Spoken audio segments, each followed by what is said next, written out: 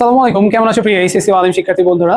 তোমাদের গত ক্লাসে মূলত আমরা ঢাকা বিশ্ববিদ্যালয়ের যে প্রিপারেশনের নিয়ম এবং গাইডলাইনগুলো আলোচনা করেছিলাম। আজকের ক্লাসে আমরা মূলত ঢাকা বিশ্ববিদ্যালয়ের ইংরেজির জন্য যে সাজেশন এবং ইংরেজির কোশ্চেন ধরন স্যাম্পল সহ আলোচনা করব। তো চলো দেরি না করে শুরু করা যাক। আমাদের প্রথম স্লাইডে যদি তুমি দেখো, তুমি চাইলে একটা স্ক্রিনশটও নিয়ে নিতে পারো যে কোশ্চেনের প্যাটার্নটা মূলত কিভাবে হচ্ছে।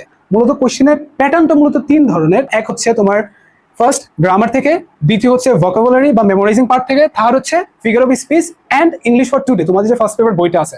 তো এই ক্ষেত্রে গ্রামার থেকে সবচেয়ে বেশি, অর্থাৎ গ্রামার থেকে প্রতি বছর প্রায় 5 থেকে 6টা কোশ্চেন তোমার গ্রামার থেকে আসবে। দ্বিতীয় পার্ট মেমোরাইজিং, এখান থেকে ইউজুয়ালি প্রত্যেক বছর 4 থেকে 5টা কোশ্চেন থাকে, এটা মেমোরাইজিং পার্ট থেকে। এবং লাস্ট হচ্ছে ফিগার অফ স্পিচ অ্যান্ড তোমার ইংলিশ ফর টুডে যে বইটা আছে, এইখান থেকে ইউজুয়ালি 3 থেকে 4টা কোশ্চেন প্রতি বছর এসে থাকে। তো আই গেস তুমি এই বিষয়টা বুঝতে পেরেছো। তো চলো আমরা দ্বিতীয় স্লাইডে যাই। দ্বিতীয় স্লাইডে আমি তোমাদের বিষয়টা যেটা নিয়ে আলোচনা করব সেটা হচ্ছে গ্রামারে, অর্থাৎ গ্রামারের কোন বিষয়টা সবচেয়ে বেশি ইম্পর্টেন্ট ঢাকা বিশ্ববিদ্যালয়ের পরীক্ষার জন্য, যেগুলো তুমি না পড়লেই নয়, সেই বিষয়গুলো নিয়ে আমি আজকে আলোচনা করব। তো চলো শুরু করা যাক। প্রথম পাঠে মূলত আমরা যেটা দেখতে পাচ্ছি, এই যে টপিকগুলো, এগুলো সবচেয়ে মোস্ট ইম্পর্টেন্ট, এগুলো তোমাকে পড়তেই হবে, আদারওয়াইজ তুমি অনেক ঝামেলার মধ্যে পড়ে যাবে এক্সাম হলে যদি তুমি যাও।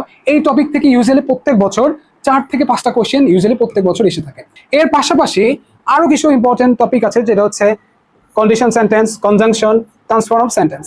এর পাশাপাশি তোমার ধরো আরো যে পার্টগুলো অ্যাডজেক্টিভ বা এগুলো ডিগ্রির বিষয়গুলো আছে, এছাড়াও আরো নাম্বার, তো আরো যে রিডান্ডেন্সি, পজিটিভ ভার্ব, এই পার্টগুলো তোমাকে পড়তে হবে।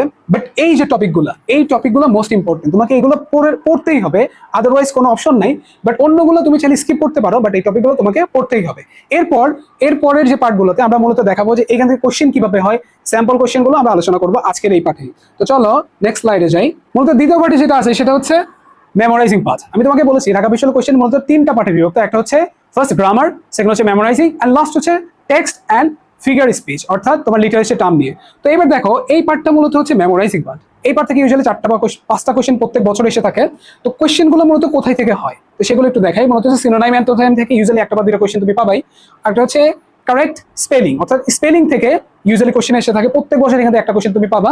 এর হচ্ছে ইডিয়ম, ফ্রেজ থেকে ইউজুয়ালি একটা কোশ্চেন থাকে। এরপর কনটেক্সচুয়াল, ভোকাবুলারি অ্যান্ড প্রিপোজিশন, এখান থেকে একটা কোশ্চেন প্রত্যেক বছর তুমি পাবা। এর পাশাপাশি 3 নম্বর যে পার্ট সেটা হচ্ছে লিটারেসি, যে ফিগার লিটারেসি পার্ট যেটা আছে, লিটারেসি ফিগার যেমন মেটাফোর, সিমিলি, তারপর পার্সোনিফিকেশন, আইরনি, এই পার্টগুলো থেকে ইউজুয়ালি একটা কোশ্চেন হতে পারে, অথবা টেক্সট বুক থেকে প্রত্যেক বছর 2টা বা একটা কোশ্চেন হয়ে থাকে ইউজুয়ালি।